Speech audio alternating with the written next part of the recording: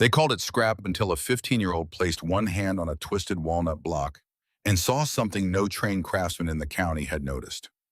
Every Tuesday, a heavy timber truck backed down the gravel lane beside the leaning barn, dumping cracked oak warped maple and knotted walnut that everyone else had already judged worthless. Neighbors watched from the fence. A respected shop owner arrived twice to warn the boy's father that real woodworking demanded proper training and perfect material. Inside the barn, broken dragons lined a shelf like evidence against him, while one unfinished creature waited beneath a single amber lamp. Then an experienced carpenter stepped through the open door, stopped in front of the carvings, and remained silent for nearly a full minute.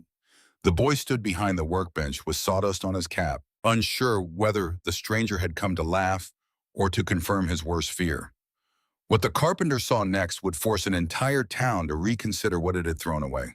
Every Tuesday morning, before the rest of Asheville had finished its first cup of coffee, the sound of a heavy diesel engine rolled down the gravel road at the edge of town. The truck belonged to Blue Ridge Timber Company, a large lumber operation situated a few miles outside the city limits, and its weekly arrival had become as reliable as sunrise and nearly as unremarkable. The driver would back the flatbed toward the far corner of the Garvey property, pull the hydraulic lever, and let the unwanted logs slide off the trailer with a series of deep, echoing thuds that traveled across the field and rattled the window panes of the neighboring houses. Most mornings, at least one or two neighbors would pause whatever they were doing and watch from across the fence. Not out of curiosity exactly, more out of a habit that had quietly become entertainment. They had opinions about the growing pile of timber. They shared those opinions with each other while leaning on fence posts and sipping from travel mugs, and the opinions were not kind. Norwood Bramlett had been hauling timber for 31 years, and in all that time he had never once questioned where the rejects went. Twisted maple trunks, oversized walnut blocks, cracked oak sections, pieces too irregular for flooring, too knotted for construction, grade lumber.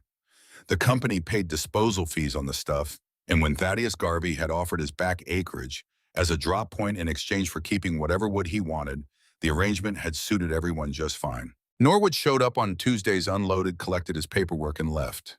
It was a transaction. Nothing more was required of it. What Norwood had not expected somewhere around the fourth or fifth Tuesday was the boy. Merritt Garvey was 15 years old, and he stood just over 5'7". He was lean in the way that came from work rather than athletics, with dark brown hair that never quite sat flat, in a faded baseball cap so permanently stained with sawdust that the original color had become a matter of genuine speculation among the people who saw him regularly. His hands were rougher than they had any right to be at his age, crossed with small scars and calluses that told the story of years spent with a carving knife. But it was his eyes that Norwood noticed most when he finally got a good look at the boy up close, hazel sharp and almost completely still. They did not move quickly between things the way most people's eyes did. They settled. They committed. They studied a single object with a patience that on a grown man would have seemed deliberate and practiced. On a 15-year-old standing in a muddy field next to a pile of rejected lumber, it looked like something else entirely. It looked like a kind of hunger that had learned to be very quiet about itself. Norwood watched in the rearview mirror roar as the boy walked toward the freshly unloaded pile each week. Not running, not excited in the way boys usually were about large machines or loud noises, just walking at a steady, unhurried pace like someone returning to a conversation that had been paused rather than ended. When Merritt reached the nearest log, a thick maple block nearly as tall as his shoulder, he stopped. He placed his palm flat against the rough bark. Then his fingertips began to move slowly, tracing the curves and cracks in hidden contours beneath the surface, reading something in the wood that Norwood could not read and would not have known to look for. Norwood sat in the cab for longer than he needed to on those mornings. He told himself he was reviewing the delivery paperwork. He was not reviewing the paperwork. He was watching a boy do something he had never seen anyone do before, and he could not entirely say what it was. Merritt Garvey had been doing this since he was old enough to hold a pocket knife without dropping it. His grandfather had left him one, a simple wooden-handled folding knife, with a blade worn thin from decades of use, and from the moment it was placed in his hands, he had understood, without anyone explaining it to him, that it was meant to be put to work. He started with fallen branches, small animals first, birds with their wings folded close against their bodies, a fox sitting perfectly upright, ears forward, a turtle with each individual plate of its shell shaped separately by hand. He made mistakes constantly in those early years, and he kept every one of them. A shelf in the old barn behind the house held his entire archive of early failures, lopsided and rough arranged, in the order he had made them, like a visible record of everything he had learned and everything it had cost him to learn it. His mother had been the one who understood what she was looking at when she first saw those carvings lined up on the shelf. Ursula Garvey had knelt down to examine a small wooden owl her son had spent nearly 8 hours on, and she had turned it slowly in her hands with the same focused attention that Merritt brought to everything he made. She had said nothing for almost a full minute, which in itself was unusual, because Ursula was not a woman who stayed quiet when she had something to say. Then she had looked at him and said very quietly that the feathers on the left wing were better than the ones on the right because he had followed the direction the grain was running instead of cutting across it. He had been 9 years old. He had not forgotten. Ursula died of cancer 3 years before the events this story was really about. She got sick fast the way some people did, and she was gone before Merritt had fully understood that she was actually leaving and not coming back. What remained of that period in his memory was not the hospital, or the long drives to appointments, or the specific details of the end. It was the silence afterward, the particular quality of quiet that settled over the Garvey house and never entirely lifted. His father Thaddeus moved through that silence like a man learning to walk with an injury he had decided not to name. He worked. He cooked breakfast every single morning and before leaving for his maintenance technician job at the mill, even on the mornings when he looked like he had not slept at all. He repaired Merritt's tools without being asked, leaving them sharpened and oiled on the bench the way another man might leave a note. He left woodworking magazines on the kitchen table whenever he found one at a thrift store or a gas station, open to an article he thought his son might find useful without ever saying anything about it or drawing attention to what he had done. Thaddeus Garvey was 46 years old, broad-shouldered, weathered in the way that outdoor work weathered a person over decades with short salt and pepper hair and a thick beard that made him appear more severe than he actually was. The scar tissue on his hands told the story of 30 years working around heavy machinery without complaint. His lower back had stiffened permanently sometime in his late 30s and never recovered, though he never mentioned it, and only Merritt had learned to read the slight change in his posture by the end of a long day. He was not a man who expressed himself easily in words. He had spent a long time being fluent in the language of doing, instead fixing things, building things, showing up early, staying late, remaining. The property they lived on was modest in the way that working land tended to be when the people living on it had more use for function than appearance. A one-story farmhouse that needed painting along the south-facing side, a few acres of field that Thaddeus kept mowed in summer but had not farmed in years, and behind the house leaning slightly to one side as if tired of standing straight after decades of Appalachian winters, a wooden barn that had once stored equipment and hay and the ordinary materials of a working farm and now stored the accumulated evidence of Merritt Garvey's obsession. Most people who drove past on the gravel road glanced at that barn and saw an old building in the slow process of falling apart. Merritt looked at it and saw his future arranged neatly on shelves he had not yet built. The school Merritt attended was 20 minutes down the road, and the art classroom there was presided over by a woman named Zelphia Murchison. She was 58 years old, a solidly built woman with reading glasses perpetually perched on her forehead in a position that suggested she had given up trying to keep them on her nose sometime in the previous decade, and a manner that was efficient without being unkind. She had been teaching art at the same school for over 22 years, long enough to have developed a reliable internal taxonomy of students.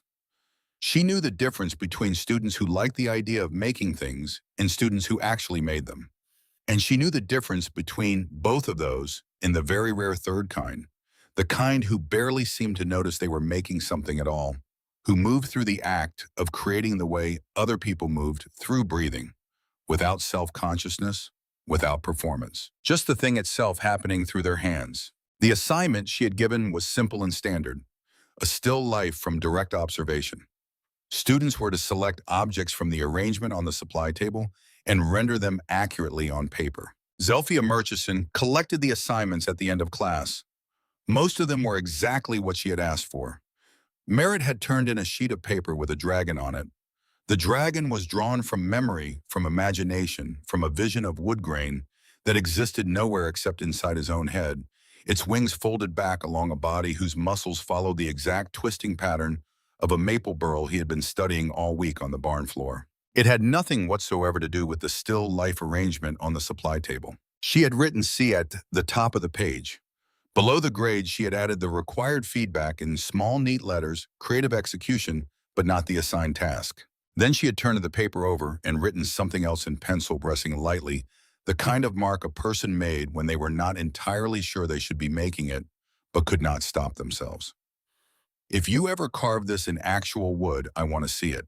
She had not mentioned it in class the following day. She had simply returned the paper face up with the C visible and moved on with the lesson. Merritt had carried it home and pinned it to the barn wall without reading the back. He did not discover the pencil note until 3 weeks later when he pulled the paper down to make room for a new sketch he needed to look at while working. He stood in the dim light of the single work lamp and read those 12 words twice.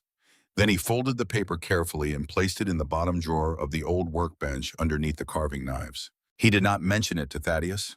He did not mention it to anyone. Thaddeus had come into the barn the following Saturday morning, carrying 2 mugs of hot chocolate, the kind made from powder stirred into hot water, because that was what they had, and he had found his son standing completely still in front of 3 maple blocks arranged on the floor. Merritt had been standing there for nearly 10 minutes. He had not picked up a single tool. He had not moved. He was simply present with the wood in a way that Thaddeus recognized dimly, as something he did not fully understand but suspected was more important than it looked. Thaddeus handed him a mug and asked what he was waiting for. Merritt wrapped both hands around the warm ceramic and kept his eyes on the maple blocks arranged before him. "I am waiting for it to tell me what it wants to become," he said. Thaddeus stood beside his son for a long moment, both of them looking at the wood. Then he sat down in the old wooden chair he kept near the barn door and stayed there for 20 minutes without saying another word. He did not understand what his son was doing in any technical sense. He understood that it mattered. That had always been enough for him, and he had learned not to require more. The first real project Merritt attempted with the delivered timber was a dragon, not the one from the classroom drawing, but a version he constructed in his head over several days of studying a particular maple block whose grain ran in long, sweeping curves near the center that reminded him of something powerful in mid-motion. He sketched it out carefully in the notebook he kept on the wall. The wings were ambitious, curving back from powerful shoulders. The neck was long and the head detailed. With individual horns, he planned to carve separately from smaller sections of the same block. The first attempt lasted 4 days before a careless strike split the neck completely away from the body. The wood gave way with a sound that was quiet but final, and Merritt stood looking at the 2 separated pieces for a long time before he put both halves on the failure shelf and started over. The second attempt lost an entire wing when hidden tension inside the maple released without warning. The wood did not crack so much as exhale a sudden liberation of stress that had been locked inside the grain for decades, waiting for exactly this kind of opening, and the wing simply fell away cleanly. Merritt added it to the shelf next to the first failure without comment. The third dragon leaned badly to one side because he had misjudged the grain direction through the legs, and the torso settled unevenly as the wood continued its slow drying. 3 dragons sat on the failure shelf like a small museum of everything he had gotten wrong. Merritt refused to throw them away. He wanted to be able to look at them. Then he picked up a walnut block that was darker than wet earth. The grain of that particular piece ran in long, spiraling curves that reminded him of something alive straining against containment. He did not think dragon. He thought venom. The figure from the comics and the films that had occupied so much of his imagination was built for exactly this kind of wood. Asymmetrical coiled, full of surface tension and barely leashed force. The spiraling grain did not fight the design. It completed it in ways his sketches had not anticipated. Merritt spent almost 40 hours on the head alone, working with chisels thinner than his smallest finger to shape hundreds of individual teeth without snapping them off the figure. When the tongue broke, he stopped working and set the chisel down. The feeling that moved through his chest in that moment was one he recognized from the dragons, a tightening that lived somewhere between disappointment and the older, quieter doubt that sometimes asked whether the neighbors standing at the fence had a point. He sat on the barn floor and looked at the damaged sculpture for a long time without moving. Then he noticed at the broken edge of the tongue, the rough, irregular fracture line, where the walnut had finally given way, looked more natural than the smooth-carved version he had planned. It looked like something that had lived a difficult life and showed it. He picked up a narrower chisel and began reshaping the entire mouth around the accident, working the broken edge into the design rather than against it. When he finished, the figure looked fiercer than anything he had originally imagined when he first set knife to wood. He sat back on the floor and looked at it for a long time. Then he climbed to his feet and wrote one line in the notebook on the wall: "Do not fix the mistake. Ask it what it wants to become." He did not know it yet, but that single sentence would govern everything he made from that point forward, without exception. Thaddeus saw it written in there the following morning when he came into the barn to drop off a new set of sandpaper he had picked up on his way home from work. He stood in front of the notebook for longer than the sentence required to read. He said nothing. That evening, he left a woodworking magazine on the kitchen table, open to an article that explained how the internal structure of a tree recorded every year of its growth in the direction and density of its fibers, and how a craftsman who understood this could work with those patterns rather than against them. He had found the magazine at a gas station 2 towns over. He put it on the table without comment and went to watch the evening news. The Venom figure was the beginning of a series that Merritt had not planned and could not have predicted. A slender ash log that curved naturally forward at one end suggested a body in mid-swing arms extended weight shifting, and he spent 3 weeks turning it into Spider-Man, letting the natural forward lean of the wood establish the pose before his tools did anything to confirm it. A walnut section with unusually clean and consistent straight grain became Iron Man, its upper surfaces polished until the warm color of the wood caught the overhead work lamp, the way brushed metal caught indirect light. A massive maple block whose grain pushed outward from the center in every direction became the Hulk fists clenched at its sides, the whole figure straining against its own edges as if the wood itself understood what it was being asked to contain. The barn filled slowly. The shelves that had once held only his early animal carvings now held a growing row of figures that seemed in the right afternoon light to be pausing mid-motion rather than simply standing still. Thaddeus walked through one evening after supper and stood in front of the shelves for a long time without saying anything. Then he shook his head slowly, not in disagreement or dismissal, but in the way a person sometimes did when they encountered something that exceeded the available vocabulary. It was on a Tuesday morning in late autumn, while Norwood Bramlett was still backing the flatbed down the gravel road that Cresswell Craddock showed up for the first time. Cresswell was 48 years old and ran a woodworking shop called Craddock Fine Wood out of a converted warehouse building in the town just to the east. He had been working in the craft for nearly 25 years, long enough to have developed firm convictions about how the work should and should not be practiced, and long enough to trust those convictions without examining them too often. He was a compact, straight-backed man with short, dark hair going gray at the temples and the broad, blunt hands of someone who spent his days working with large stationary equipment. He was not a hostile man. He was certain in a way that made hostility unnecessary because he rarely entertained the possibility of being wrong. He had heard about the arrangement between Blue Ridge Timber and the Garvey property from someone at the hardware store, and the information had genuinely irritated him. Good hardwood, even irregular hardwood, was not nothing. The idea of commercial-grade wood being unloaded behind a house so that a teenager could treat it as hobby material struck him as a misallocation that reflected poorly on everyone involved. He parked in the gravel drive and walked to where Thaddeus was repairing a section of fence near the road. He introduced himself and came to his point without excessive preamble. He said that he thought Thaddeus ought to be careful about what he was encouraging his son to believe. He said that woodworking was a real trade, and people spent years learning it properly. What the boy was doing out in that barn, he said playing around with scrap material, gave him the wrong idea about what the work actually required and what it actually demanded from a person. Thaddeus set down the fence post he had been holding and looked at Cresswell without any particular hurry about it. "I have never once called what my son does in that barn playing," Thaddeus said. He picked up the fence post again and went back to his work. Cresswell stood for a moment, nodded once more to himself, then to Thaddeus, and walked back to his truck. In the barn, Merritt had heard every word through the gap in the door planks. He had not moved and had not made a sound. When the sound of Cresswell's engine faded down the road, he picked up a carving knife and turned back to the maple block he had been studying all morning. He worked without stopping for 4 hours. When he finally put the tools down at dinner time, The rough first shape of something new had emerged from the wood, just barely visible. Just the earliest suggestion of a form that would require weeks more work to become what it was going to be. He did not mention Cresswell Craddock to Thaddeus at dinner that evening. He did not think about him again for the rest of the night. But before he went to sleep, he climbed back out to the barn and wrote one more line in the notebook on the wall, directly below the first one. "If this is a game, I intend to win it." Then he turned the notebook face to the wall and went to bed. Thaddeus came in to check the barn before he went to sleep himself, as he sometimes did. He read both lines in the notebook.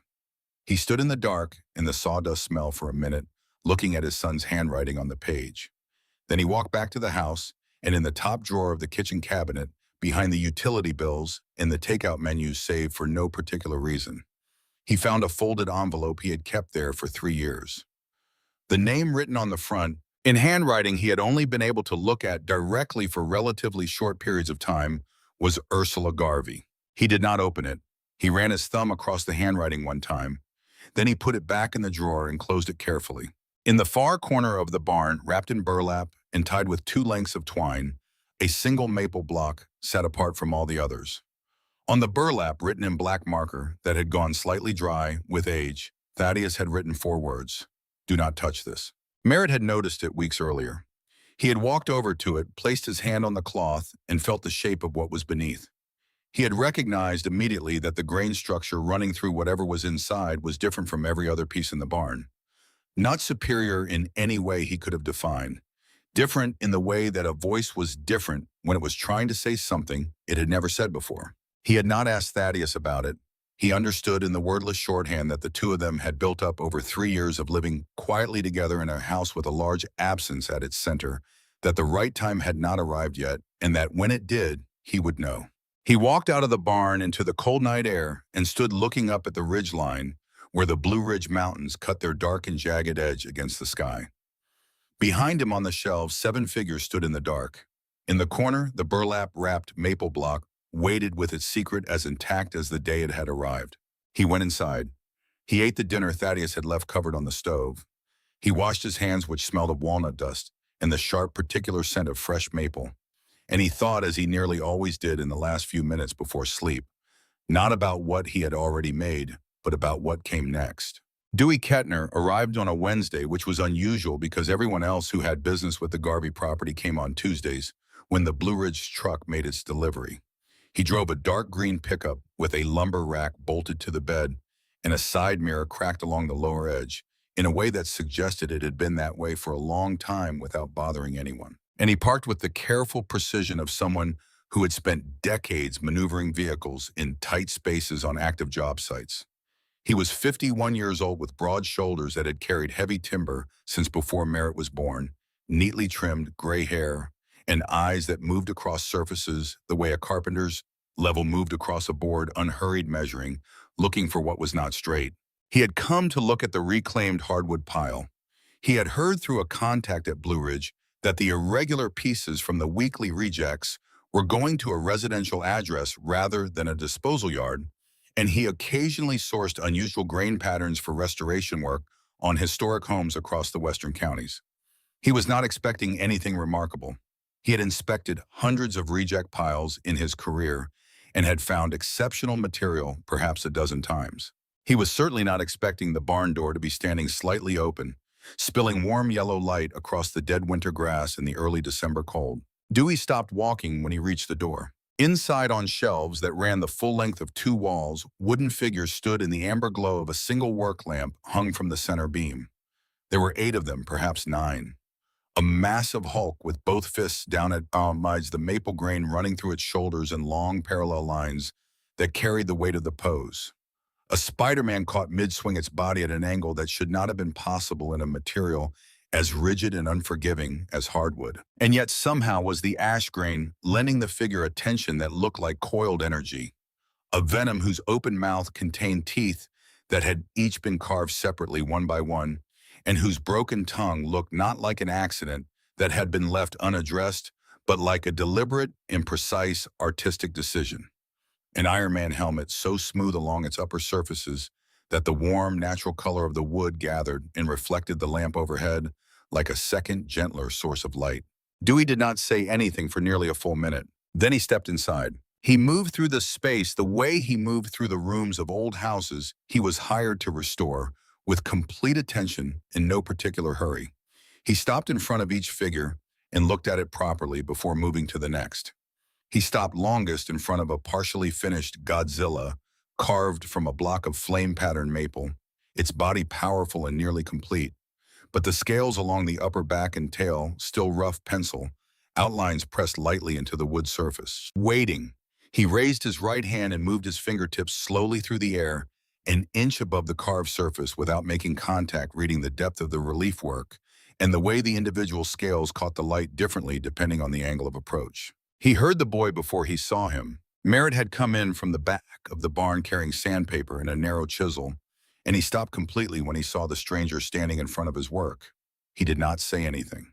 He waited. Dewey turned around. "Did you carve all of these?" he asked. Merritt said yes. Dewey looked at him for a moment, then back at the shelves. "How long have you been working with wood?" he asked. "Long enough to fill those shelves," Merritt said. Dewey almost smiled. He pulled the old wooden chair from near the door and sat down in it, not the way visitors usually sat when they were being polite and waiting for a polite opportunity to leave, but the way a person sat when they intended to stay until they had understood something. He looked around the space carefully. The tools arranged on the bench, the failure dragons on the lower shelf, the notebook pinned to the wall, the burlap-wrapped block sitting alone in the far corner. "Who taught you?" he asked. Merritt set the sandpaper down on the workbench. "Library books," he said, "free videos online, and the mistakes." Dewey was quiet for a moment. Then he said, "I know 10 people who trained formally and expensively who cannot do what you did to that Venom figure." He paused. "I am not telling you that to be encouraging. I am telling you because it is an accurate technical assessment and you should have it." It was the first time in Merritt's life that someone outside his own family had looked at what he made and spoken about it the way craftsmen spoke to each other, without surprise, without condescension, as a simple matter of observable fact. He did not know what to do with it. He looked down at his hands on the workbench. Dewey leaned forward with his elbows on his knees. "You have been working in here alone for how long now?" he asked. "About 2 years, Merritt said." Dewey nodded slowly. He looked at the Godzilla again. "People need to see these," he said. "They are not ready yet," Merritt said. Dewey looked at him with a patience that was not unkind. "They never will be if you keep waiting for that," he said. 3 days after Dewey's visit, Cresswell Craddock's truck appeared in the gravel drive again. This time he was not looking for Thaddeus. He had heard through the same regional network of craftsmen and suppliers that Dewey Kettner was spending time at the Garvey property, and Cresswell had a long professional history with Dewey built on mutual regard and not always mutual opinion. He found Dewey near the timber pile, turning a walnut log in his hands to examine the end grain. Cresswell said what he had come to say directly, as was his habit. He said that Dewey's reputation in the western counties was real and had been earned over a long time. He said that associating that reputation publicly with the hobby work of a 15-year-old carving comic book figures out of industrial waste was not going to serve Dewey well, regardless of what Dewey thought he saw in the barn. Dewey turned the walnut log one more time and set it down. Or Dewey said without looking up, "You are afraid." Cresswell said nothing. Dewey finally looked at him directly. "Because if what was in that barn was as mediocre as you are suggesting," he said, "you would not have driven out here twice in 2 weeks to warn people away from it." Cresswell got back into his truck. He did not slam the door. He drove away without speaking again, and the fact that he did not slam the door meant he had heard what Dewey said and was still thinking about it. In the barn, Merritt had been at the workbench when Cresswell's truck pulled in. He had not gone outside. He stood with a carving knife in his hand and listened through the wall planks. When Cresswell's engine faded, he set the knife down on the bench, very carefully, stood still for a moment, then picked it up again and went back to the Godzilla scales. The Mountain Heritage Craft Fair was held on a Saturday in early spring in a wide-open field on the eastern edge of Asheville that filled every year with the tents and display tables of woodworkers, blacksmiths, potters, weavers, and fabric artists from across western North Carolina. Dewey Kettner had submitted Merritt's application himself and had spent 2 separate phone calls persuading Thaddeus that the event was worth the time and the effort of setup. Merritt's table occupied a space between a booth selling hand-turned salad bowls with food, safe oil finishes, and a display of handcrafted rocking chairs so finely sanded that their surfaces caught the morning light, as if the wood itself were breathing. He brought 6 sculptures and arranged them with care, adjusting the positions twice before settling on an arrangement that let each figure cast its shadow without blocking its neighbor. By mid-morning, he had spoken to 4 visitors. 2 of them asked whether the figures were made from some kind of resin with a wood grain pattern painted on. One heard the price and walked away. One elderly man stood in front of the Hulk for nearly 3 minutes without saying anything and then moved on in silence. The afternoon was slower. Children pointed from a distance before parents steered them toward the food vendors. The serious craft buyers moved through the field with the practiced efficiency of people who had already formed a mental list before arriving. Near the end of the afternoon, while Merritt was beginning to wrap figures back into their cloth for the return trip, he heard a voice directly behind him. "You carved these." It was not a question. He turned around. Zelphia Murchison stood at the edge of his table. She was not looking at him. She was looking at the venom figure he had left unwrapped because he always packed it last, studying it with the expression of someone who had formed an expectation and was now measuring the distance between that expectation and what was actually in front of her. Her reading glasses were in their permanent position on her forehead. She did not touch the sculpture. She looked at it carefully as if the surface were posing a question she intended to answer correctly. Then she opened her bag and took out a small piece of paper folded into quarters. She set it on the table without explanation. There was an address on it, a name, and a note at the bottom, written in the same light pencil she had used on the back of the C Paper End-of-Year Arts Showcase, Asheville Cultural Center. Still accepting new applicants, send photographs. She picked up her bag. "I do not know who will come," she said, "but I think they should have the chance to decide for themselves." She walked away before Merritt could say anything in response. Thaddeus had been standing 20 feet away, studying a display of hand-forged iron tools with more attention than the tools required. He came over after Zelphia left and looked at the piece of paper on the table. "Who was that?" he asked. "My art teacher," Merritt said. Thaddeus looked at the paper. Then he looked at his son for a moment. "You should send those photographs," he said. They sold nothing that day. On the drive home, the truck cab was quiet for a long stretch. Then Thaddeus said, without looking away from the road, that one slow day did not decide a future. Merritt did not answer right away. He watched the mountains moving past the Pittinger window. He was not thinking about the unsold figures. He was thinking about the way Zelphia Murchison had looked at the venom, not with surprise, and not with the particular kind of adult approval that was really just a softened form of condescension. With recognition, as if she had been half expecting to see something like it and was confirming what she already suspected. Nadine Treadwell found them as Merritt and Thaddeus were loading the last crate into the truck bed in the late afternoon. She was 28 years old, tall and athletic, with shoulder-length auburn hair and green eyes that had the permanent alertness of someone who had trained herself to notice things before they became obvious. She had left a position at an advertising firm in Nashville 3 years earlier because she had grown tired of working to make things appear more real than they were, and had spent the time since building a modest but committed online following through short documentary films about craftspeople, builders, and farmers, whose work existed largely outside the awareness of anyone who had not gone specifically looking for it. She had a particular interest in people who had learned things the hard way without anyone officially teaching them. She was not at the craft fair to buy anything. She had been driving through Asheville on her way to a different story and had stopped when she saw the field of tents from the road. She did not ask about prices. She stood in front of the half-packed display table and watched Merritt wrap a figure in cloth, then asked the one question no one else had asked all day. "What are you working on right now?" she said. Merritt hesitated. He looked at Thaddeus. Thaddeus gave the smallest possible nod. Merritt opened the last crate. Inside, nested carefully in folded cloth, was the Godzilla. Still unfinished, the body powerful and complete, but the scales along the upper back still rough outlines.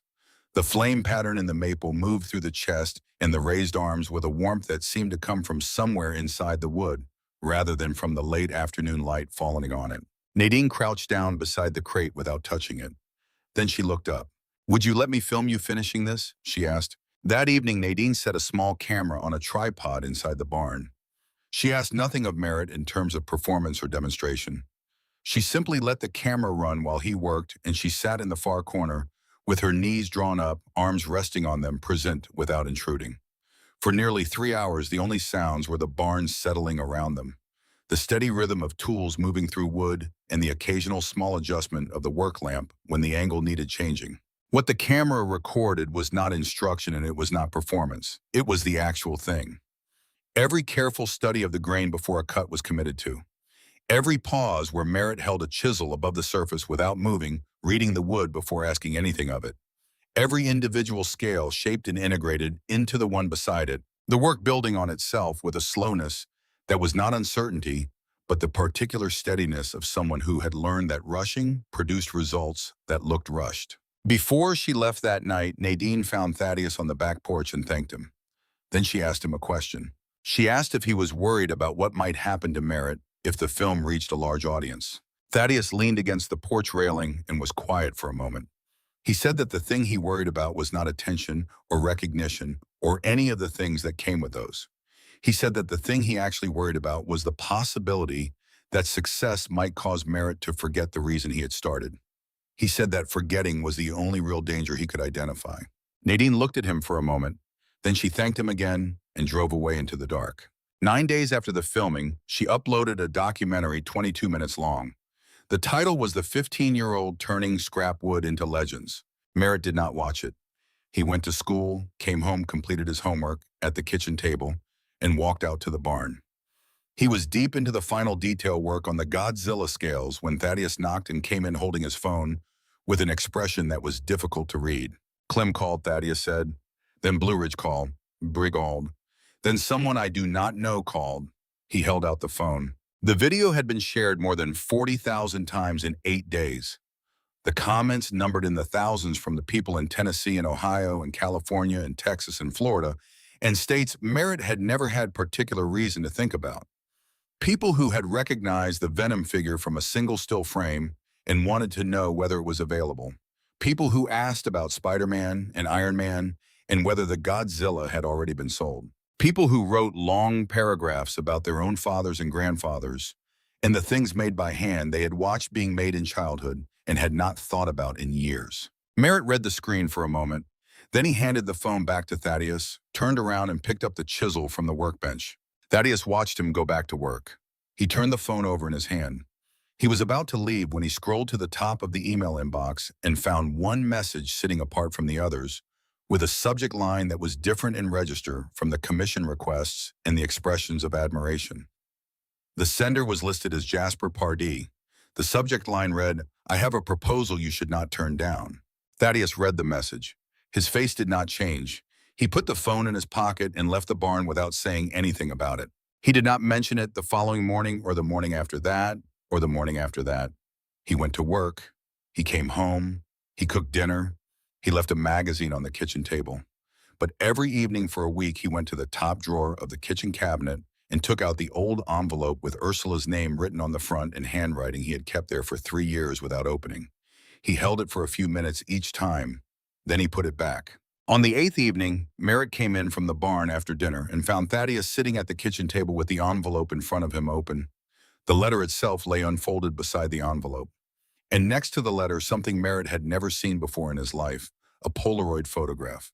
Its colors faded and slightly warm in the way that old photographs became when they had been kept somewhere dark for a long time. The image showed a woman standing in front of a rough wooden form, larger than anything Merritt had ever attempted, her hand pressed completely flat against its surface. Her eyes were not directed at the camera. They were directed inward into the wood itself. Merritt recognized the posture before he recognized the face. Thaddeus looked up from the table. He did not say anything immediately. He pushed the photograph across the surface toward Merritt with 2 fingers and then folded his hands. Merritt sat down and picked it up. The woman in the photograph was his mother. She was younger than he remembered her being, standing in a space he did not recognize in front of something she was in the middle of making, though whatever it was remained unfinished and impossible to identify from the angle of the shot. Her hand on the surface of the wood, her eyes turned somewhere he could not follow. Thaddeus said quietly that Ursula had found the maple block in the corner at Blue Ridge the year before she got sick. She had told him they were planning to grind it down into wood chips for a landscaping contract. She had paid $20 out of her own pocket for it and brought it home. He stopped for a moment. Then he picked up the letter and held it without reading from it aloud. She wrote this for me near the end, he said. He paused again. She said in it that she had been wanting to make something from that wood for a long time. Something for Merritt. She asked me to keep the block until the right time came. She said he would know what to do with it when he was ready. Merritt set the photograph down on the table. He looked at the letter in Thaddeus's hands but did not ask to read it. Your mother, Thaddeus said carefully, did what you do in the barn. Not for very long because life did not give her very long for it. But she did it. He looked at the photograph. She used to say the same thing you said to me that Saturday morning, that she was waiting for the wood to tell her what it wanted to become. The kitchen was completely quiet. Outside, the wind moved through the field grass with a long, low sound. Merritt had spent 2 years making things from wood. He had come to think of it as a private language, the vocabulary of a person for whom ordinary language was too approximate and too slow.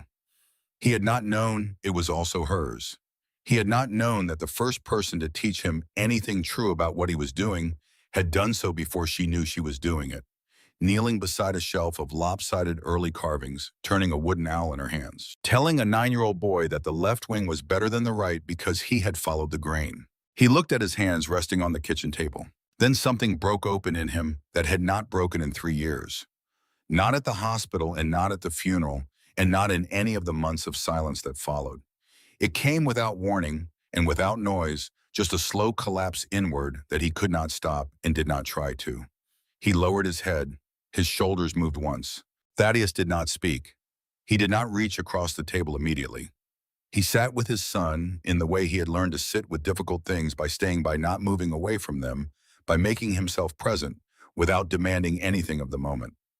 After a while, he reached across the table and placed his hand over Merritt's and left it there. They sat at the kitchen table like that for a long time, the letter open beside them, the photograph face up between them, and neither of them said anything, because there was nothing that needed to be said that was not already being said by the fact of them sitting there together. In the corner of the barn, wrapped in burlap with 4 faded words written on the outside, the maple block waited in the dark. It had been waiting for 3 years. It was still waiting. Jasper Pardee arrived on a Thursday morning with a leather portfolio under one arm and the smooth, prepared confidence of a man who had been told no many times and had learned to treat each no as a temporary condition rather than a final answer. He was 44 years old, trim and well-dressed without being showy about it, and he smiled with his entire face in the practiced way of someone who had discovered early in his career that a convincing first impression was worth more than almost any other professional skill. Thaddeus met him at the front door. Merritt stood in the hallway behind his father, still holding the carving knife he had been working with when the knock came. Jasper introduced himself as a senior acquisitions representative for a company based in Atlanta that sourced handcrafted objects for a network of upscale retail clients and hospitality properties across the southeastern United States and beyond. He said the word network in the particular way that indicated the number was large without requiring him to name it. He had seen the documentary, he said. He had watched it 4 times. He believed he was looking at a commercial opportunity of real scale, and he wanted to have a conversation before anyone else arrived with a similar proposal. Thaddeus opened the door wider and let him in. They sat at the kitchen table. Jasper opened the portfolio and placed a single document in the center of the table. It was organized and precise, with terms laid out in columns. Merritt read the top line: exclusive supply agreement, initial term, 3 years with renewal options. Jasper talked for several minutes. He talked about reach and client rosters and the meaningful difference between regional visibility and genuine national presence.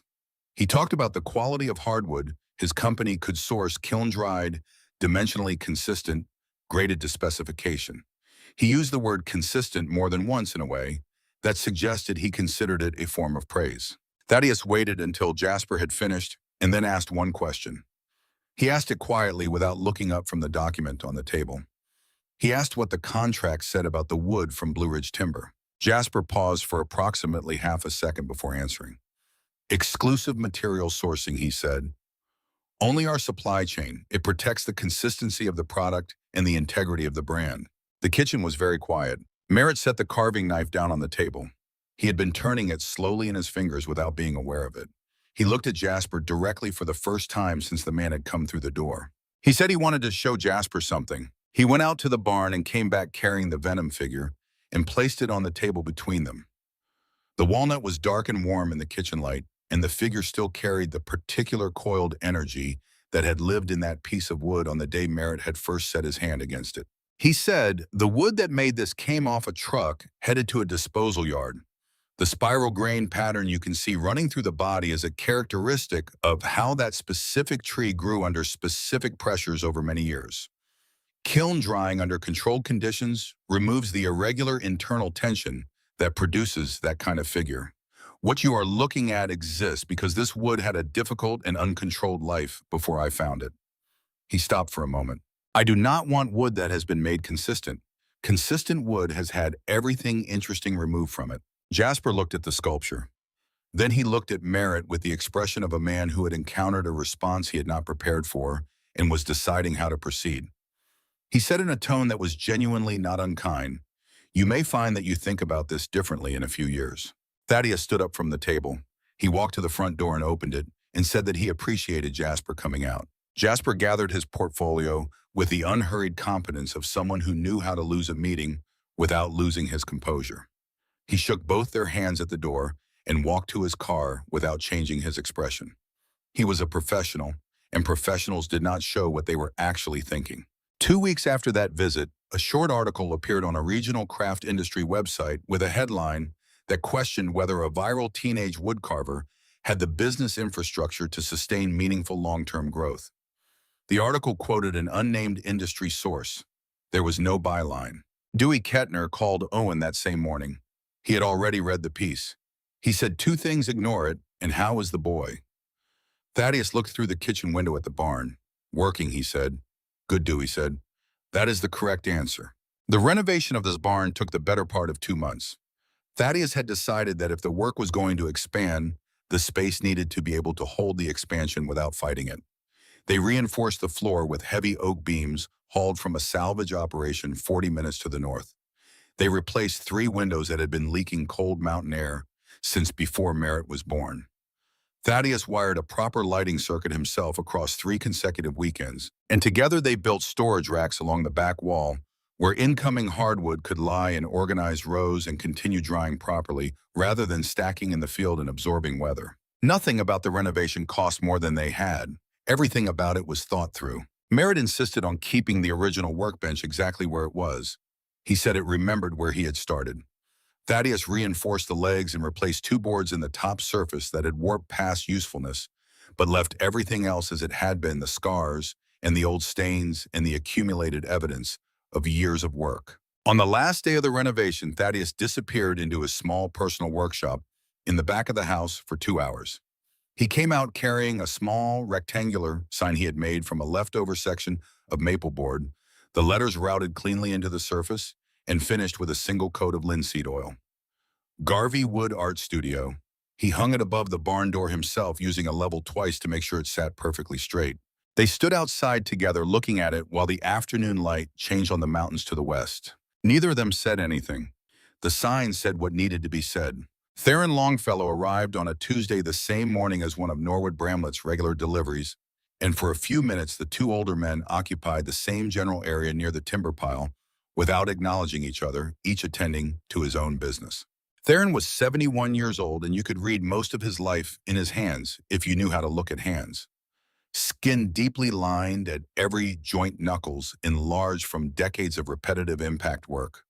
Permanent ridges of callus in the precise locations that came from holding mallets and draw knives and timber framing chisels for the better part of 5 decades. He had built barns across the western counties of North Carolina and into Tennessee, and had built some structures that were now listed as historic. He had also been one of the men who stopped his truck on the gravel road and made the firewood joke. He had said it loud enough to be heard. He walked into the barn without knocking. Merritt looked up from the bench.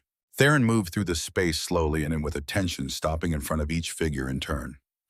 He stopped longest in front of the completed Godzilla on its shelf, every scale fully realized, the flame maple doing something in the winter afternoon light that made the surface look less like carved wood and more like something generating its own heat from within.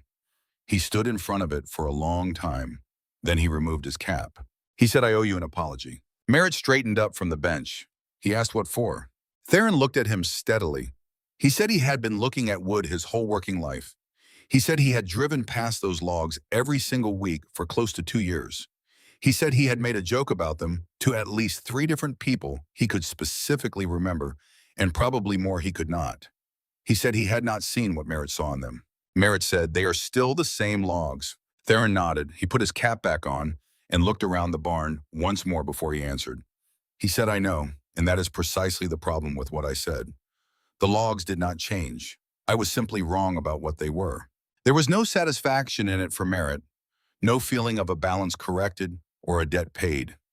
There was something quieter and more substantial than that, a recognition passing between a boy and an old man that had to do with what it meant to look at a thing and see it as it actually was, rather than as you had already decided it must be.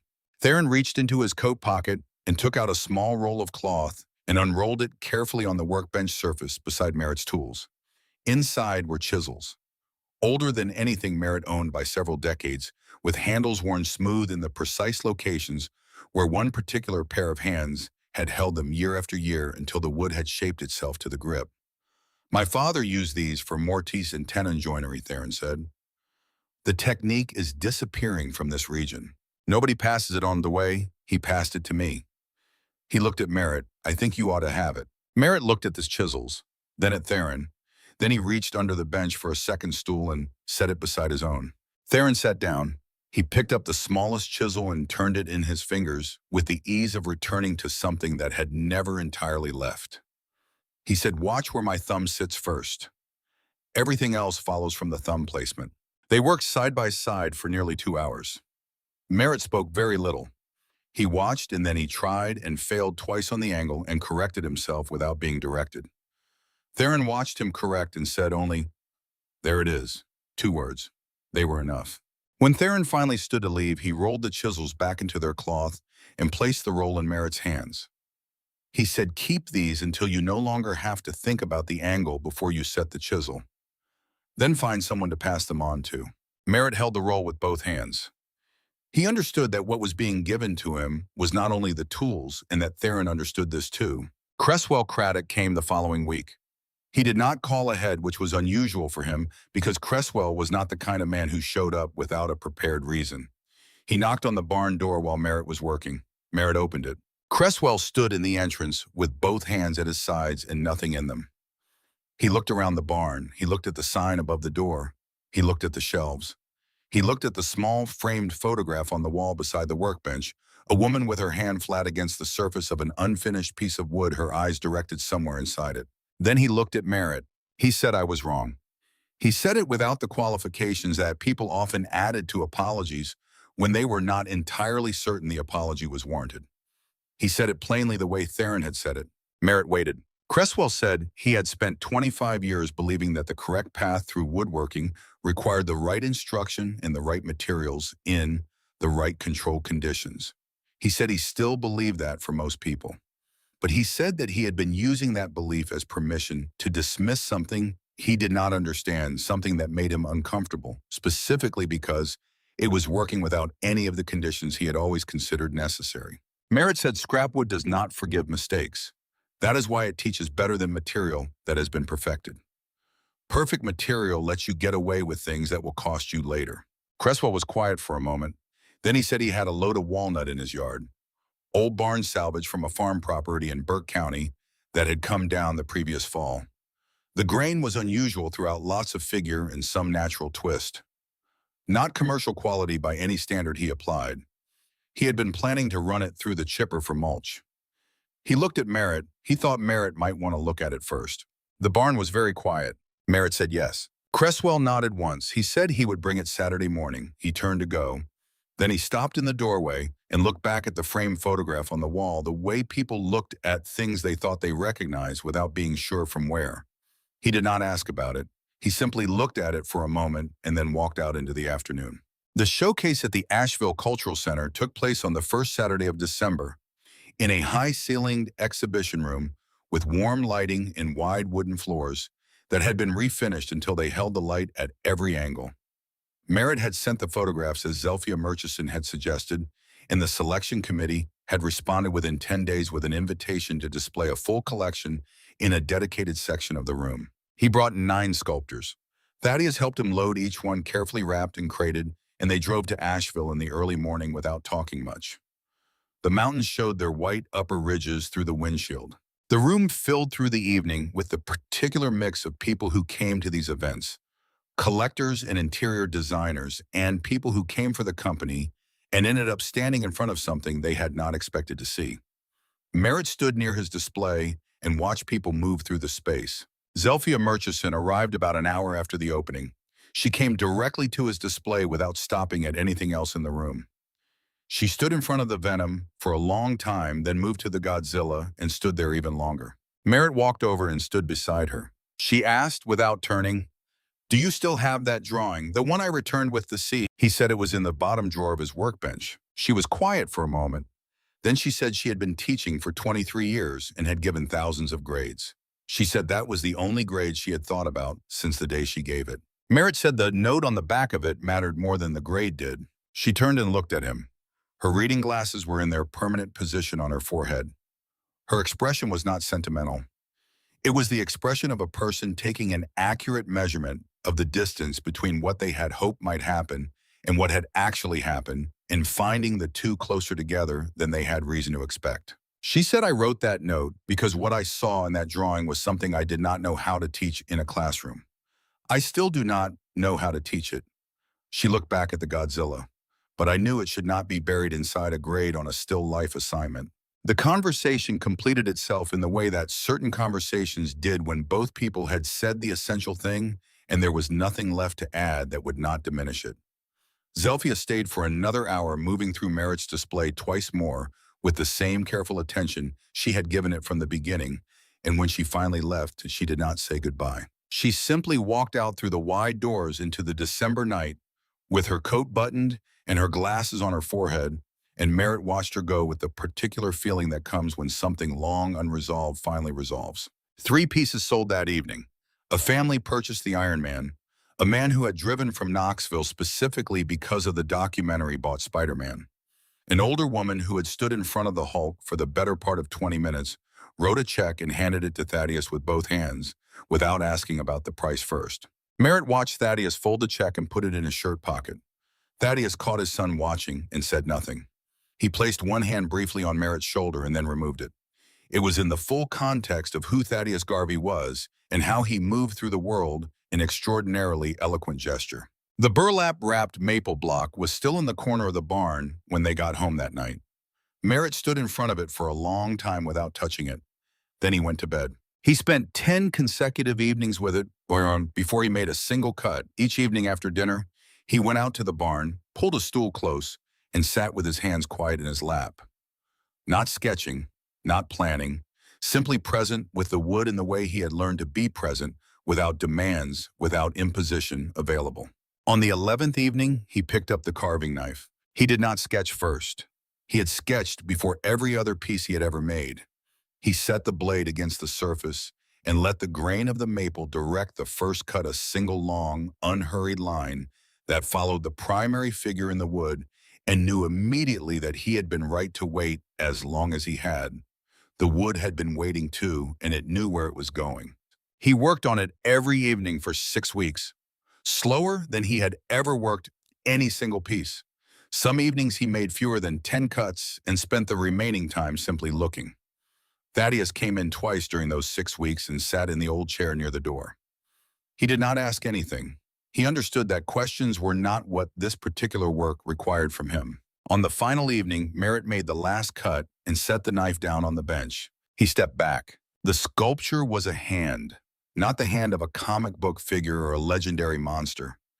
A human hand, the kind that had worked for a long time and showed it every tendon and surface vein in worn place, rendered in the maple with the full accumulated precision of everything Merritt had learned across 3 years of failures and corrections, and the 1,000 small lessons that lived inside each mistake he had kept on the shelf rather than throwing away. The hand was raised to eye level with the palm facing upward, and it held a small piece of wood roughly the size of a walnut, cradling it, the way you cradled something you were examining with complete attention for the first time, or perhaps for the last time. The flame pattern in the maple ran from the wrist through the palm and up into the fingers with a quality of light that no overhead lamp fully explained.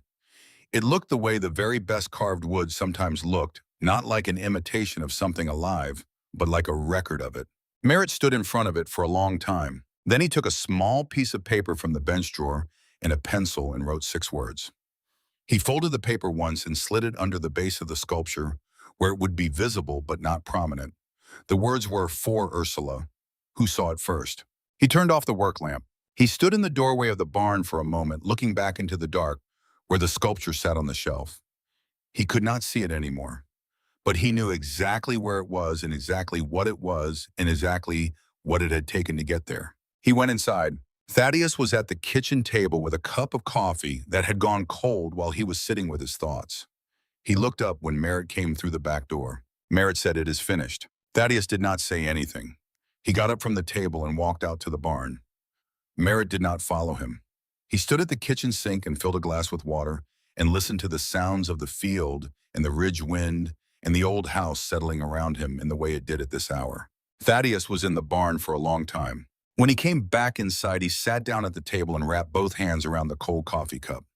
His face had the stillness of a man who had just received something he had not fully known he was waiting for. After a while, he said, "She would have known what it was before she read the note." Merritt sat down across from him. He said, "I know." They sat together at the kitchen table while the coffee stayed cold, and neither of them moved to warm it up. And outside, the ridge wind came down through the trees the way it always did at this time of year. And the barn sat quiet and dark with its new sign above the door and its shelves inside, holding years of work made from wood that everyone else had already decided was worth nothing. There was one evening in March, a few weeks before the white oak piece was finished, when Thaddeus came into the barn late after 10, which was unusual for him, because he had early mornings and was careful about sleep. Merritt heard the door and looked up. Thaddeus was carrying the old envelope, not holding it the way he carried it when he took it out of the drawer to hold for a few minutes and put back. Carrying it the way a person carried something they had finally decided to do something with. He set it on the workbench in front of Merritt. He said, "I think you should read it." Merritt looked at the envelope. He looked at his father. Then he picked it up. The letter was 3 pages written in his mother's handwriting on lined paper, the lines slightly uneven, the way handwriting became when a person was writing slowly and with effort. He read it at the workbench while Thaddeus sat in the old chair by the door and waited. Ursula had written about the maple block first. She described finding it at Blue Ridge on a Tuesday afternoon when she had gone in for an entirely different reason and had walked past the reject pile and seen it. She wrote that she had known immediately that it was not the kind of wood you ground into chips and that she had stood beside it for a long time before deciding to pay the $20 and asked Thaddeus to put it somewhere safe. She wrote that she had not known exactly what she wanted to make from it. She had ideas, but they kept changing. She wrote that she was waiting for the wood to tell her what it wanted to become and that she had learned a long time ago that this kind of waiting was not the same as not working. It was its own form of work, slower and less visible, but necessary. Then she wrote about Merritt. She wrote that she had watched him with the small animals he carved from fallen branches and understood that he was doing something she recognized without having words for, which was using his hands to have conversations that his mouth did not yet know how to have. She wrote that she was not worried about him, not about the things that other people might worry about. She was only sorry that she would not be there to see what he made. She wrote that the maple block was for him. She wrote that she did not know when he would be ready for it, and that Thaddeus would know better than she did when the right time had come. She wrote that whatever he made from it would be right because he would have been patient enough to wait until he knew, and patience was the only skill she had ever truly believed was not taught, but grown slowly through the experience of what happened when you did not have enough of it. The letter ended there mid-page with her signature and the date, which was 3 weeks before she died. Merritt read it twice without looking up from the pages. Then he folded it carefully along its original creases and put it back in the envelope. He set the envelope on the bench beside the tools. He did not speak for a moment. Then he said, "She knew about the wood before I did." Thaddeus said, "She usually knew things before anyone else did. It was one of her most useful qualities and occasionally one of her most inconvenient ones." Merritt looked at his father. It was the first time in 3 years that he had heard Thaddeus make anything resembling a joke about Ursula, and the fact that it was gentle and affectionate and true made it the most Thaddeus had ever said about her in a single sentence. They sat together in the barn for another hour without working. The envelope sat between them on the bench. Outside, the March wind came down from the ridge in long, cold gusts that moved through the field grass and pressed against the barn walls. And inside the barn was warm and lit and full of things that had been made from wood that the world had decided was worth nothing. The following Tuesday morning, Norwood Bramlett backed the Blue Ridge truck down the familiar gravel road for what must have been close to his 100th delivery to this address. The property looked different than it had at the beginning of those deliveries. The barn had a routed sign above the door. The windows were new. The timber coming off the truck was received now in organized rows on proper drying racks, rather than dropped in a field corner to absorb weather and become a source of neighborhood commentary. Norwood unloaded. The logs came off the trailer with the same deep familiar thuds that had marked Tuesday mornings in this corner of Asheville for 3 years. He handed Thaddeus the delivery paperwork and then hesitated. "Got a curly maple in this load," Norwood said. "The figure runs all the way through from end to end. I set it apart from the rest before I loaded up because I thought the boy would want to have a look at it before anything else." Thaddeus signed the paperwork. "He will?" he said. Norwood climbed back into the cab. He adjusted his mirror out of habit, and in it he could see the barn door opening. Merritt came out into the Tuesday morning light and walked toward the fresh timber without any hurry. He found the curly maple where Norwood had placed it separate from the others at the near edge of the pile. He crouched down beside it. He placed his hand flat against the surface of the bark. He closed his eyes. Norwood watched in the mirror for a moment. The boy was still there, crouched beside the wood, with his eyes closed and his hand pressed against the surface the same way he had stood at the very first delivery 3 years ago, reading something in the wood that Norwood still could not read and had long since accepted he would never know how to. Norwood put the truck in gear.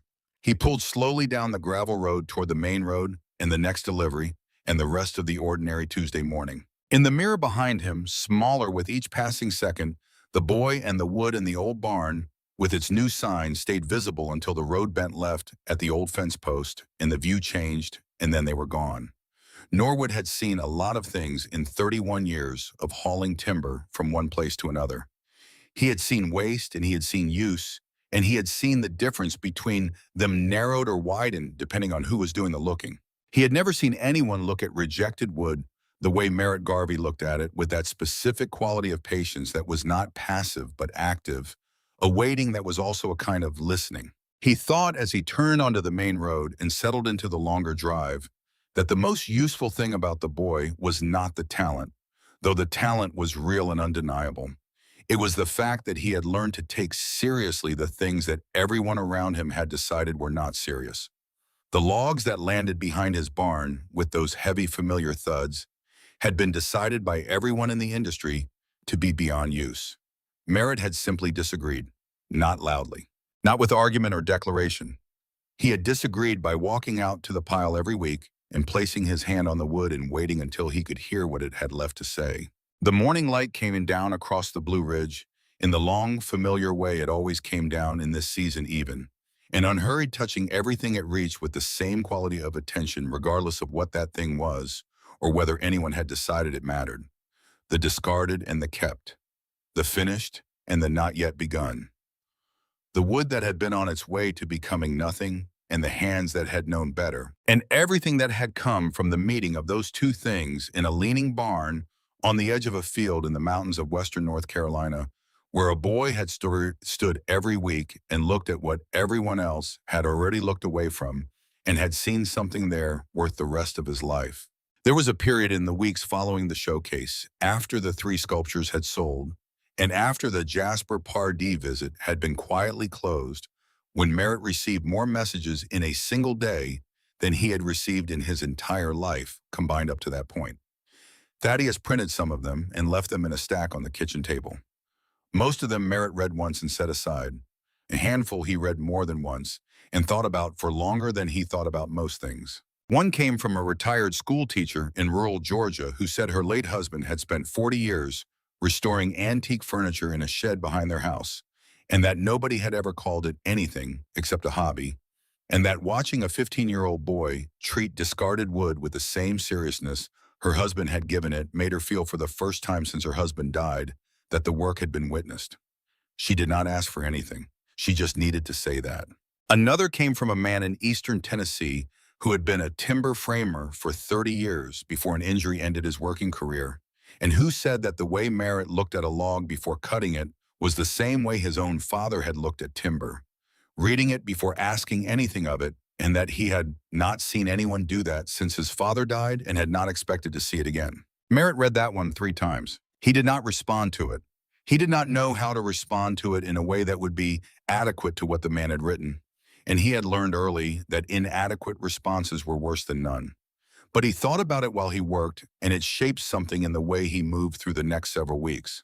Dewey Kettner stopped by one afternoon in January without calling ahead, which was unusual for him, and found Merritt in the barn working on the first piece from the Burke County walnut that Cresswell had brought over on the Saturday he had promised. Dewey looked at the wood for a long time without speaking. It was remarkable material, heavily figured throughout, with a natural twist in the grain that ran from the base to the crown in a long, slow spiral that most buyers would have considered a defect, and that Merritt was treating as the essential fact of the entire piece. "What is it going to be?" Dewey asked. Merritt studied the section he was working on. "Something that moves," he said. "I do not know yet what it is moving toward." Dewey nodded. He sat down in the old chair by the door, which had by now become through long habit understood as his chair when he was present. He looked at the failure shelf where the 3 original dragons still sat in their row. He looked at the notebook on the wall. He looked at the framed photograph of Ursula beside the bench. He had never asked about the photograph directly. Most people did not ask directly. They looked at it and recognized what kind of photograph it was and let it remain private. But that afternoon, Dewey asked not intrusively, just plainly, whether that was Merritt's mother. Merritt said yes. Dewey was quiet for a moment. Then he said that the way she was standing in the photograph reminded him of the way Merritt stood when he was studying a piece of wood before beginning work on it. He said it was not a small thing to inherit the way you looked at something from the person who first taught you that it was worth looking at. Merritt kept his eyes on the walnut he was working. After a moment, he said that he had not known until recently that she had worked with wood herself. Dewey said nothing further about it. He stayed for another hour watching Merritt work and occasionally asking questions about the grain structure in the Burke County walnut that were the kind of questions craftsmen asked each other to understand what was being attempted rather than to direct it.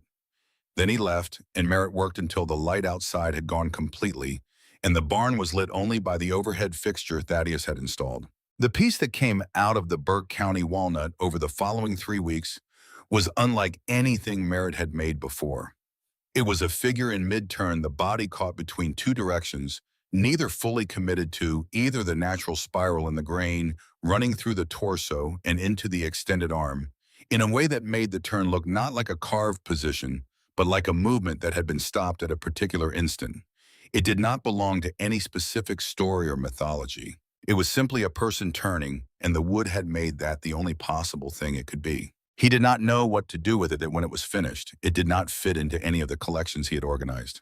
He set it on a shelf by itself and left it there. Norwood Bramlett saw it the following Tuesday when he came in to drop off something he had left in the cab from the previous week's delivery, a clipboard that Thaddeus had signed and then accidentally left in the cab. Norwood had come to the door of the barn to return it and had ended up inside without quite deciding to go inside, looking at the figure in mid-turn on the shelf. He stood there for a while, then he asked what it was. Merritt said he was not sure.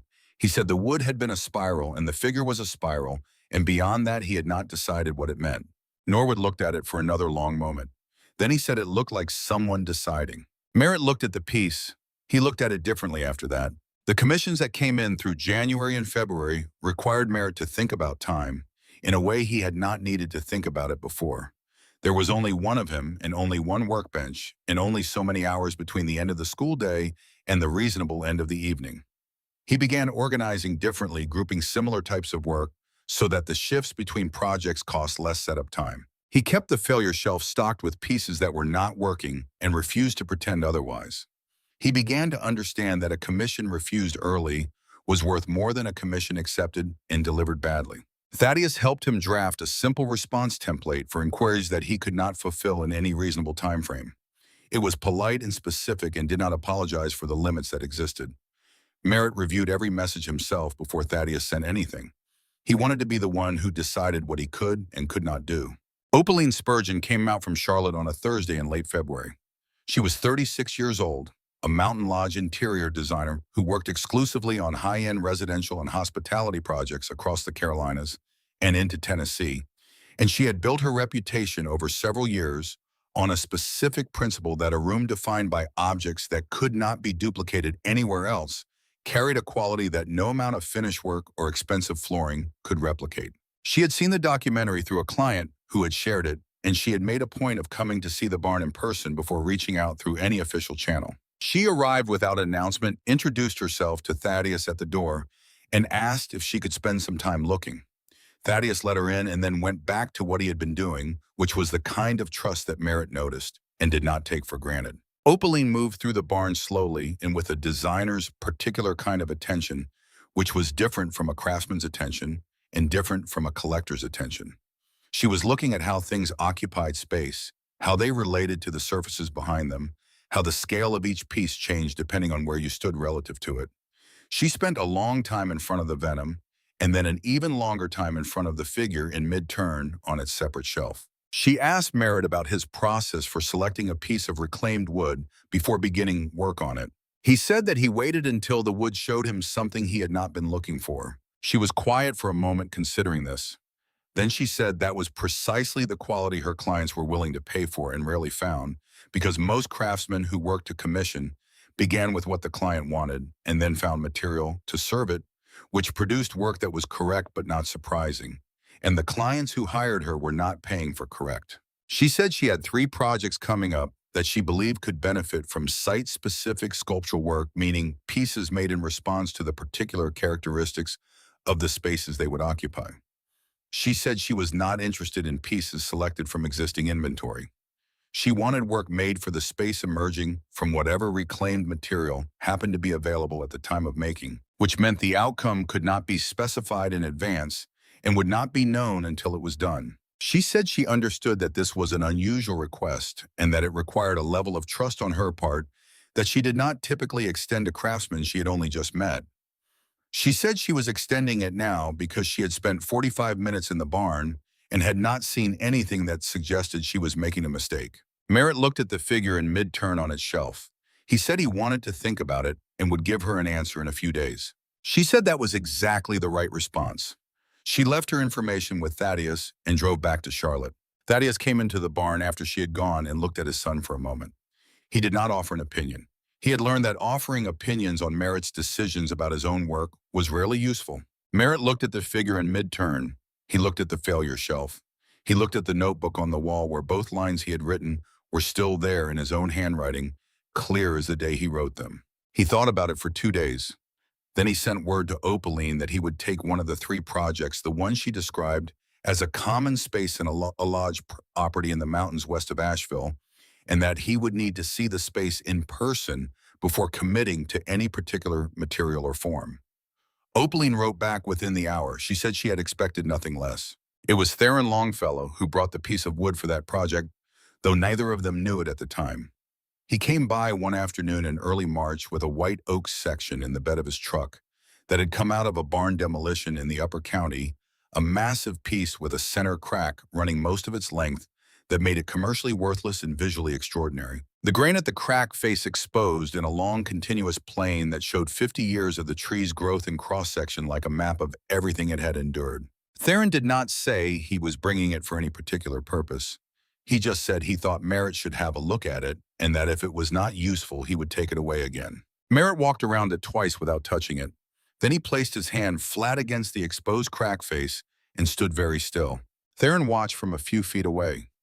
He had seen Merritt do this before, and he understood now what he was watching in a way that he had not understood the first time he had seen it. After a while, Merritt said, "This one knows what it is already. I just have to find it." Theron nodded slowly. He leaned against his truck and crossed his arms. He said, "That is what my father used to say about timber framing.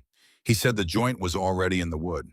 You just had to be patient enough to find where it wanted to be cut."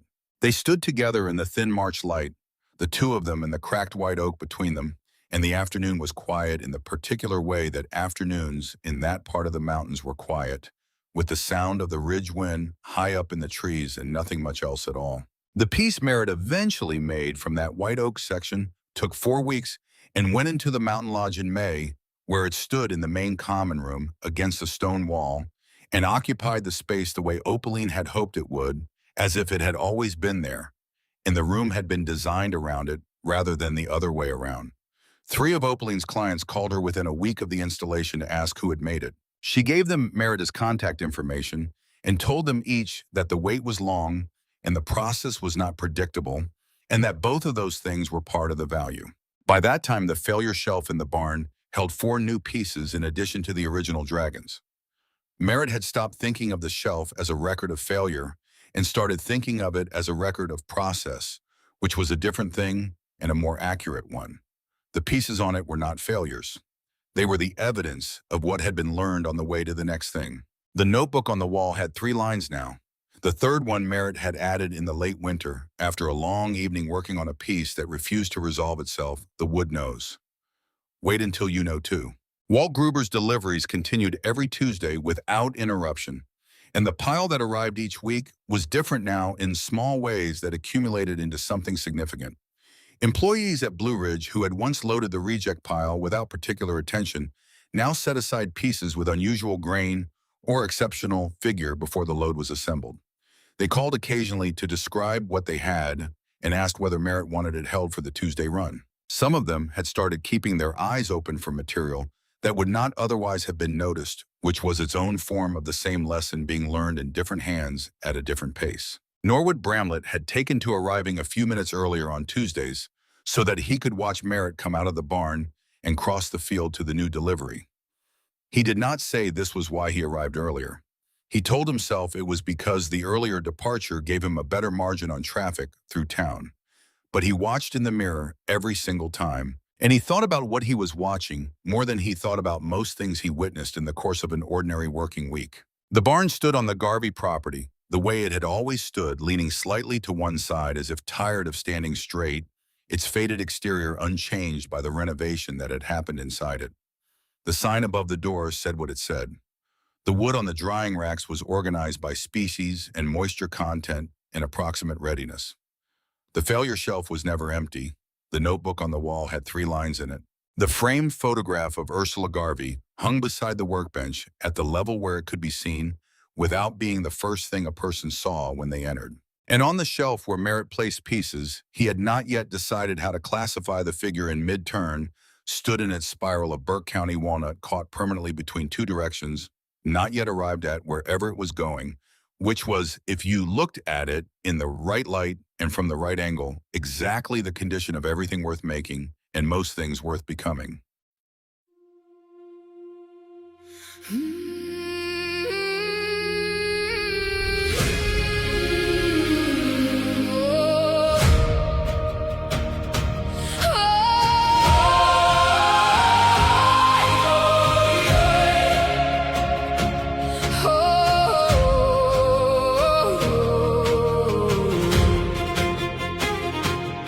When I was young, I chased the horizon. Certain peace was waiting there. I thought the storms were wrong turns taken, and every burden was unfair. So I spent years fighting the mountains, cursing every winding road, never seeing that the struggle was the thing that made me grow. The eagle learns within the wind, the oak grows strong beneath the snow, and every soul that's worth becoming must walk where harder paths may go. The road was never meant to be easy, the storm was never meant to pass.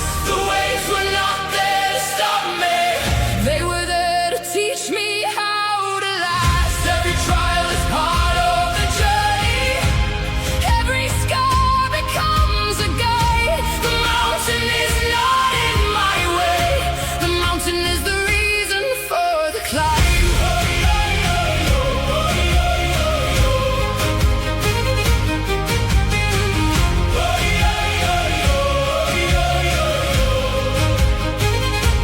I've known loss that left me broken, I've known fear that stole my breath, I've known nights so cold and endless I could barely take one step.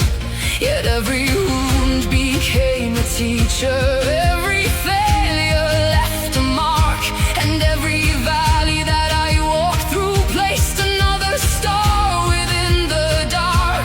The river doesn't fight the canyon, it learns to carve its way ahead. What seems a wall to those who fear it becomes a path for those who tread. The road was never meant to be easy. The storm was never meant to pass. The waves were not there to stop me. They were there to teach me how to last. Every trial is part of the journey. Every scar becomes a guide. The mountain is not in my way. The mountain is the reason for the climb.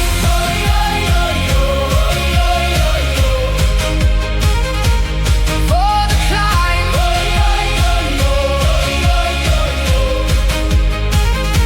One day I stopped asking, why me? And started asking, what can I learn? The moment I embraced the fire lost its power to burn. For every challenge holds a gift, though hidden from the eye. The obstacle and destination were never separate all this time. The road